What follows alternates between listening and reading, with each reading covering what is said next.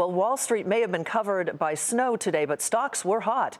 It was a record close for the three major indexes. Upbeat earnings helped lift stocks immediately out of the gate, but the rally picked up steam after President Trump uttered one word: taxes. We're going to be announcing something, I would say, over the next 2 or 3 weeks that will be phenomenal in terms of tax. Stocks have generally risen over the past 3 months as investors bet that the new administration will cut taxes and will roll back regulations. And that was all investors needed to hear. The Dow Jones Industrial Average rose 118 points to 20,172. The Nasdaq added 32, and the S&P 500 gained 13.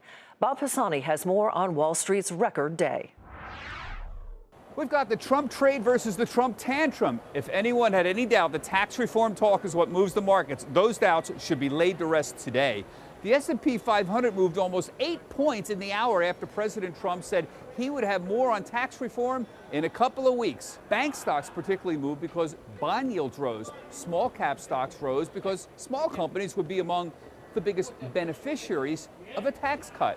Now, never mind that Congressman Paul Ryan indicated that Obamacare would be the priority and that tax reform wouldn't come until the spring at the earliest. Never mind all that. The president said we will have more on tax reform and we'll have it very soon. And the markets believed him and the markets moved. All right, so what does this tell you? It confirms that tax reform is what moves the market. It also confirms that the path of least resistance for the stock market right now is higher. Why is that? Because the markets move up whenever the president talks about tax reform or infrastructure spending.